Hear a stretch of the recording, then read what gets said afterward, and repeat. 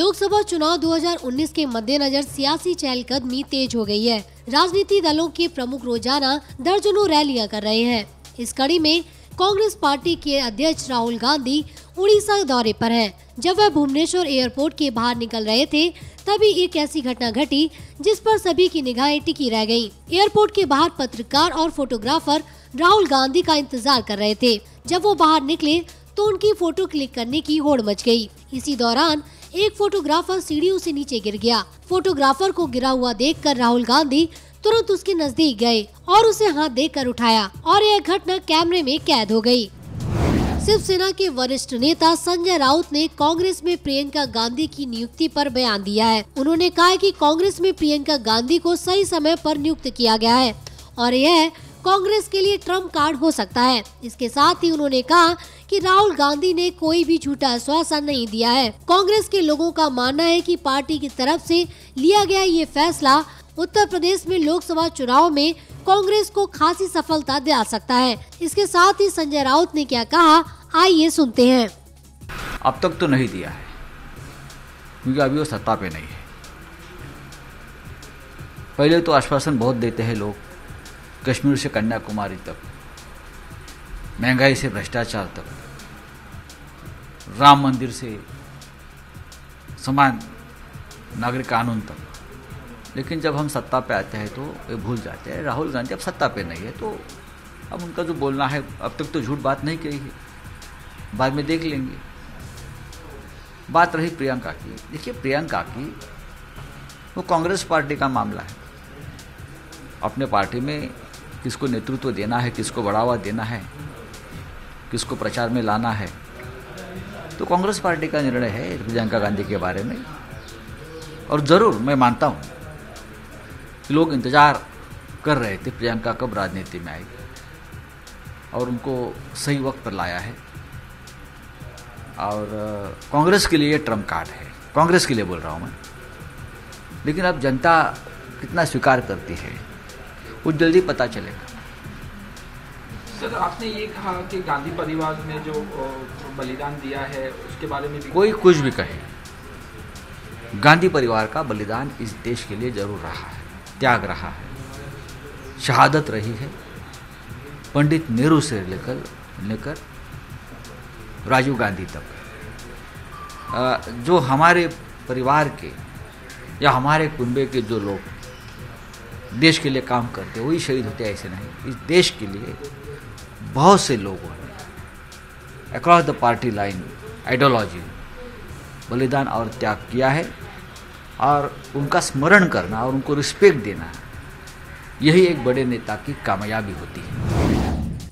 PM Modi और दक्षिण अफ्रीकी राष्ट्रपति सिरिल रामाफोसा के बीच हुई वार्ता में भारत एवं दक्षिण अफ्रीका ने 3 वर्षीय सामरिक कार्यक्रम पर मोहर लगाई है। इससे पहले सिरिल रामाफोसा ने दिल्ली स्थित राजघाट में राष्ट्रपिता महात्मा गांधी को श्रद्धांजलि दी। बता दें, गणतंत्र दिवस समारोह पर चीफ गेस्ट के तौर पर रामाफोसा भारत आए हैं। उन्हें प्रधानमंत्री नरेंद्र मोदी ने न्योता भेजा था, जिसे उन्होंने स्वीकार कर लिया है। हालांकि इससे पहले पीएम मोदी ने 2019 गणतंत्र दिवस परेड में शामिल होने के लिए अमेरिकी राष्ट्रपति डोनाल्ड ट्रंप को न्योता भेजा था। It's a real joy and a pleasure to be here in India. This is a historic visit for us as South Africans, because we're here not only to consolidate the relationship between India and South Africa, but also to remember the great leaders that our two countries have had. Gandhi and Mandela are the two outstanding leaders that have blazed a particular trail of respect for human rights, freedom and democracy, and they have lit a path that all of us are now traversing, and we are the inheritors of the great work that they have performed, and we are in their awe, and they are highly revered leaders. So my coming here to India as President of South Africa is to celebrate with the people of India.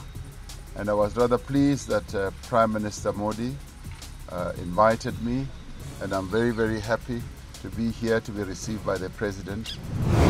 Priyanka Gandhi Vadra को Congress party का महासचिव बनाए जाने पर लगातार राजनीतिक प्रतिक्रियाएं आ रही हैं। बिहार सरकार में मंत्री और भारतीय जनता पार्टी के नेता विनोद नारायण झा ने उनको लेकर एक विवादित बयान दिया। मंत्री ने कहा कि सुंदर चेहरे के आधार पर चुनाव नहीं जीते जाते। उन्होंने कहा कि प्रियंका भ्रष्ट रॉबर्ट वाड्रा की पत्नी है, जिनका नाम जमीन घोटाले में शामिल है। शुक्रवार को विनोद नारायण झा बोले कि कांग्रेस वालों को ये नहीं सोचना चाहिए कि प्रियंका गांधी बहुत सुंदर है और वो राजनीति में आ जाएंगी तो कांग्रेस बहुत सीटें जीत जाएगी। आपको बता दें कि विनोद नारायण झा बीजेपी के नेता और बिहार नीतीश कुमार सरकार में कैबिनेट मंत्री हैं।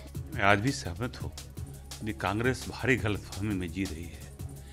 सुंदर चेहरों के आधार पर इस देश के लोगों से वोट नहीं लिया जा सकता है, और यदि वो ऐसा सोचते हैं कि प्रियंका गांधी बहुत सुंदर है इसलिए वो राजनीति में आ गई तो सारा सीट जीत जाएंगे, इसलिए वो मुगालते में हैं। लोकतंत्र परिपक्व होने की ओर है भारत का, और ऐसा निर्णय लोकतंत्र के लिए अच्छा नहीं है, शुभ नहीं है। प्रियंका गांधी बहुत सुंदर है, इसके अतिरिक्त तो और उनकी कोई प्रतिभा मुझे दिखाई नहीं दे रही है। ना ही राजनीति में उनका कोई अनुभव दिख रहा है, ना ही अभी वो जिस उम्र में है 37-38 ज़्यादा ही उम्र में है, मुझे लगता है 44 की उम्र में है वो, और इस उम्र में तक उनकी कोई राजनीतिक उपलब्धि मेरे सामने नहीं है। हाँ, सुंदरता है, भगवान ने उनको दी है, इस उपलब्धि को कितना भजाया जा सकता है। हरियाणा के गुरुग्राम में गुरुवार सुबह एक निर्माणाधीन 4 मंजिला इमारत ढहने से कम 7 लोगों की मौत हो गई। अग्निशमन अधिकारियों ने इस बात की जानकारी दी है। हरियाणा के मुख्यमंत्री मनोहर लाल खट्टर ने प्रत्येक मृतक के परिवार को 3-3 लाख रुपए का मुआवजा देने की घोषणा की है। गुरुग्राम के अग्निशमन विभाग के मुताबिक उल्लावास गांव के एक ग्रामीण ने सुबह तड़के 5:15 पर फोन कर घटना की सूचना दी। गुरुग्राम के मुख्य अग्निशमन अधिकारी ईशम सिंह ने कहा कि अर्ध निर्मित 3 मंजिला इमारत की 4थी मंजिल पर कंक्रीट की छत रखी गई थी, जो पहले ढही और फिर फौरन ही पूरी इमारत ढहने का कारण बनी। इमारत ढहने के बाद राज्य आपदा मोचन बल, दमकल विभाग, पुलिस और जिला प्रशासन को बचाव कार्य के लिए बुलाया गया। प्रियंका गांधी ने सक्रिय सियासत में कदम रखकर उत्तर प्रदेश को 2019 के लोकसभा चुनाव का सियासी कुरुक्षेत्र बेशक बना दिया है, पर 2 मजबूत विरोधी खेमों के चक्रव्यूह को भेदना उनके लिए आसान चुनौती नहीं है। भाजपा के साथ सपा बसपा गठबंधन के मजबूत संगठन और सामाजिक समीकरण के चक्रव्यूह को भेदने के लिए प्रियंका को अभिमन्यु से भी कई ज्यादा मारक रणनीति और सियासी कौशल दिखाना होगा। शायद इसीलिए प्रियंका ने अपनी पारी का आगाज करने के लिए दिल्ली की बजाय उत्तर प्रदेश की दूरी बनाने की रणनीति तय की है। प्रियंका 4 फरवरी को लखनऊ में आधिकारिक रूप से कांग्रेस महासचिव के रूप में पूर्वी उत्तर प्रदेश की जिम्मेदारी संभालेंगी। उत्तर प्रदेश के सियासी कुरुक्षेत्र में कांग्रेस के सबसे मारक योद्धा के रूप में उतर रही प्रियंका के सामने चुनौतियों के चक्रव्यूह की यह गंभीरता ही है कि खुद कांग्रेस अध्यक्ष राहुल गांधी लखनऊ में 4 फरवरी को इस मौके पर प्रियंका गांधी के साथ मौजूद रहेंगे। अमेरिकी राष्ट्रपति डोनाल्ड ट्रंप ने गुरुवार को एक बार फिर से मीडिया पर निशाना साधा और उत्तर कोरियाई तानाशाह किम जोंग उन से उनकी मुलाकात के बारे में फेक न्यूज फैलाने का आरोप लगाया। बता दें कि राष्ट्रपति ट्रंप और किम जोंग उन के बीच में पिछले साल सिंगापुर में हुई G7 समिट के स्तर पर उनकी मुलाकात हुई थी। ट्रंप ने कहा कि फेक न्यूज मीडिया ने उनकी और किम की मुलाकात को लेकर वो बातें फैलाई हैं जो नहीं हुई हैं। अमेरिकी राष्ट्रपति ने कहा कि वाशिंगटन करीब 40 साल पहले कोरियाई युद्ध में शहीद हुए लोगों की यादें लाने में सफल रहा है। साथ ही ट्रंप ने कहा कि हमने उत्तर कोरियाई की परमाणु मिसाइलों को निरस्त करने में भी सफलता पाई है। ट्रंप ने इन सब बातों को लेकर ट्वीट किया। उन्होंने ट्वीट में लिखा कि फेक न्यूज मीडिया को ये कहना बहुत पसंद है कि मेरे और किम के बीच मुलाकात बहुत कम हुई। गलत है। 40 साल बाद भी कुछ न करने के कारण उत्तर कोरिया के साथ हम युद्ध के कगार पर थे। हमने सिर्फ 15 महीने के छोटे से टाइम में रिश्ते दोबारा से बनाए हैं।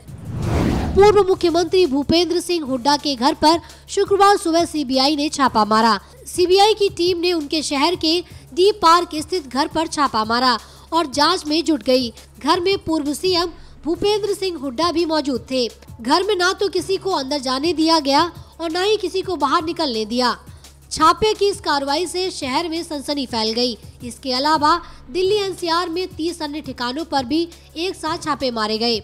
छापे की जानकारी मिलने के बाद कांग्रेस के कई वरिष्ठ नेता और काफी संख्या में कार्यकर्ता हुड्डा के घर के बाहर पहुंच गए और नारेबाजी की।